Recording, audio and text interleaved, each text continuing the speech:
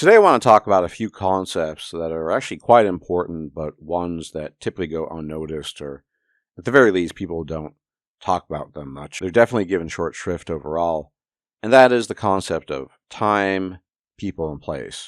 The right time, people, and place. Now, usually you hear the phrase, the right time and place. Well, people is important too.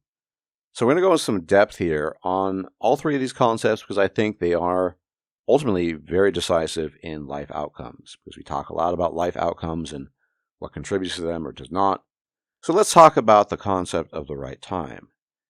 Now, hypothetically, if you were to go back 500 years and you happen to be a farmer or a blacksmith or something along those lines, but you were really, really smart and capable, cognitively speaking, ask yourself what the opportunities would have been. Basically, you would have had zero opportunities to exercise your greater cognitive abilities. Maybe you had the equivalent of an IQ of 140, but 500 years ago, if you were tilling fields and having oxen plow and tending to a farm, that 140 IQ might have helped you out in some way, shape, or form in terms of optimizing yields, maybe from your produce or what have you, but in general, it would not have been very helpful. So, this is an extreme example, obviously, but time, the right time, is an important concept.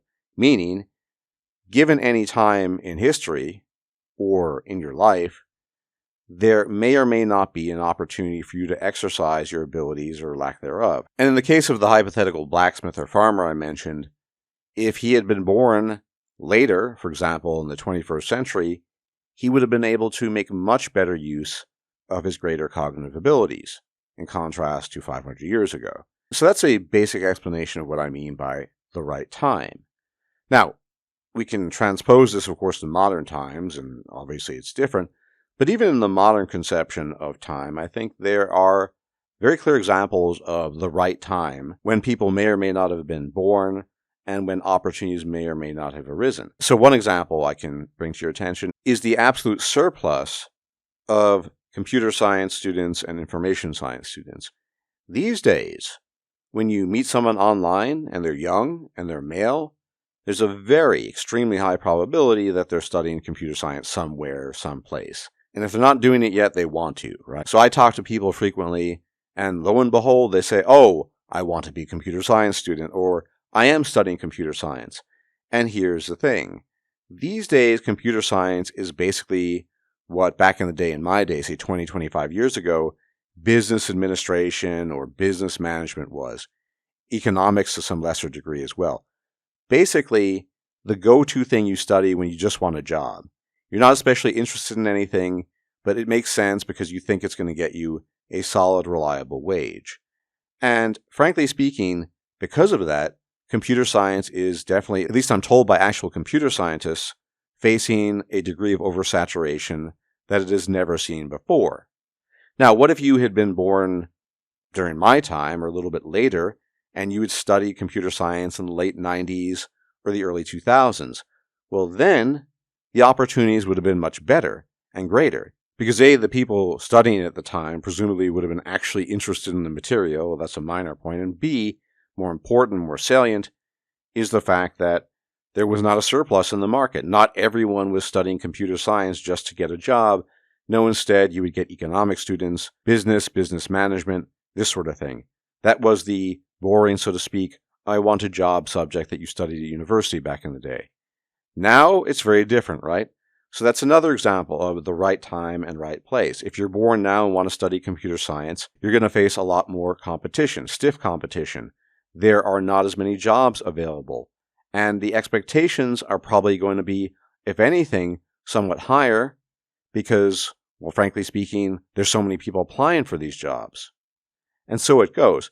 So the concept of the right time is a valid one, not just in the hypothetical I offered initially with the farmer with an IQ of 140, but also in the present time, right? The same is true of all kinds of things with respect to time. So for example, online, if you were very risky and controversial, say between the years 2017 and 2021, well, you were much more likely to get into trouble because those days, the wokerati, so to speak, were monitoring everything, and it was also the time of St. Floyd, for example. So right time is a very important concept, and one thing I need to underscore here, and it's true of basically all these concepts, is you don't have a lot of control over the right time. You're either sort of around at the right time or you're not. What about the right people? Look, a lot of people talk about the right time and place. Very few people talk about the right people. You see, the social reality that you exist in dictates a lot. Now, a lot of this is derivative of things like your genes, basically the way you look, your personality, your height. These are obviously factors. But they're also random factors that you just don't have a lot of control over. They're oftentimes just people you happen to know, your family happens to know, you're friends with, whatever it might be, who provide avenues for you in life and function as support networks.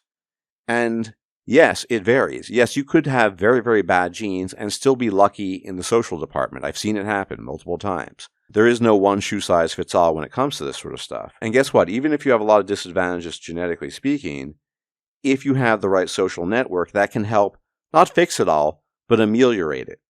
And on top of that, frankly speaking, social isolation makes everything a lot harder to take care of and engage in. I'm sure many of you have had this experience, like going to the gym when you have a training partner, right? You unironically become stronger on some level, right? And it's not because necessarily he's right there and he's going to spot you and prevent, hopefully, the barbell from crashing into your chest. It is the feeling that someone else is going there with you, who's participating in the same activity. It doesn't need to be weight training, obviously. It can be anything. And so basically cooperative social activities, which is part of knowing the right people, frankly speaking, that makes life a hell of a lot easier. And above all, it makes it easier to achieve your goals and accomplish the things that you want to accomplish. So getting back briefly to the Matthew effect or the Matthew principle, yeah, in a lot of those instances of the average Joes who fail repeatedly, oftentimes what leads to the failure is the lack of the right people. They don't have the right social connections. And if they're average Joes, so-called normies, it's not necessarily their looks that are interfering with this.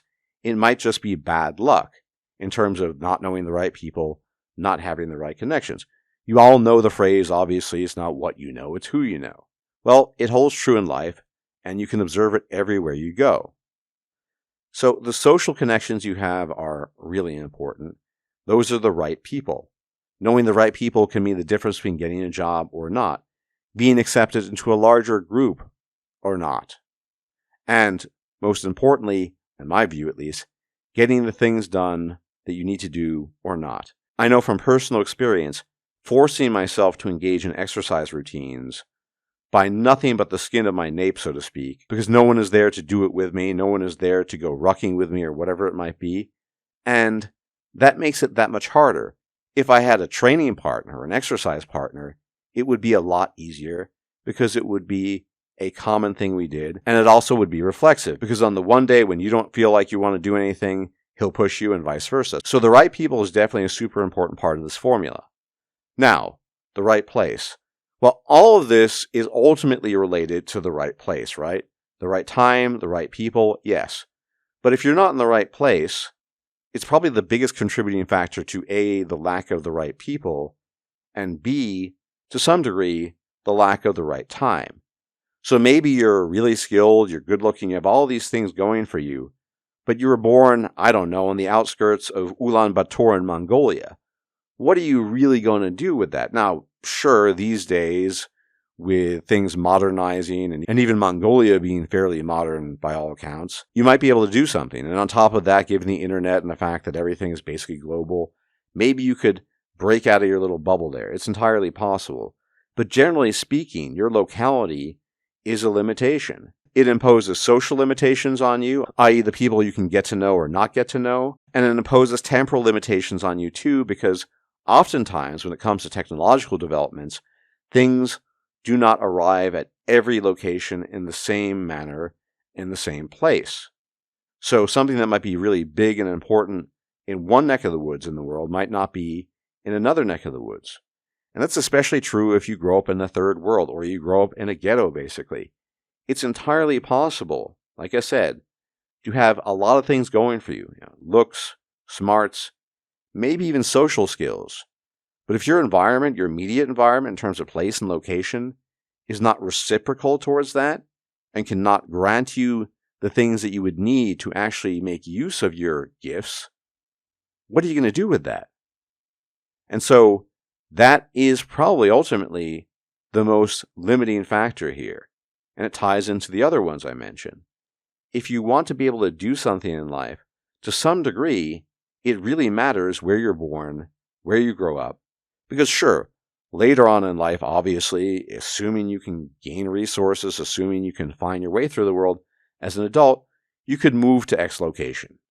You could leave the place you grew up. You could go someplace else. This is basically the classic story of the Midwestern boy or girl who has dreams of becoming a great actor, maybe on Broadway in New York or a movie star in Hollywood. And so they leave Dinglebunk, Kansas to chase their dreams or what have you, right?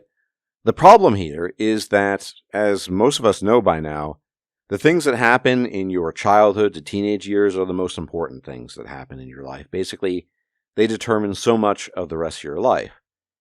And when it matters most, aside from the genetic stuff going on, and there's tons of that, the environmental stuff is the stuff you don't have a lot of control over when you're 5 or 10 or even 15. So the place thing really matters a lot more than people give it credit for. Yes, genes matter a ton. Yes, it matters in terms of other factors as well, but opportunities don't come from nothing. And if you can't crystallize the opportunities that your genes and your gifts would allow you to partake of, what's really the point? So the triumvirate of the right time, the right people, the right place, all of these play a super important role in determining life outcomes. And whether you wish to acknowledge it or not, these factors have played an important role in my life and your life as well. Your life could have been much better or much worse depending on the lack or the presence of the right time, the right people, and the right place. This stuff, of course, is meant to complement the obviously important genetic factors which dictate so much, because again, nothing exists in a vacuum. But in any event, as always, thank you for tuning in. Many special thanks to my very generous patrons on Patreon and my generous donors on PayPal. You guys are the best. Without you, this channel simply could not exist.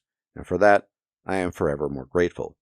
And if you can engage in the usual YouTube jazz of liking the video, commenting, subscribing if you're not yet a sub, as well as sharing the video, it'd be much appreciated. It really helps out the channel. And if I'm still alive, I'll check you out next time. Until then, may the gods truly watch over you. Until then. If you liked this video, please like, share, and subscribe. And if you enjoy my content, please consider making a donation or becoming a patron. Thanks for watching.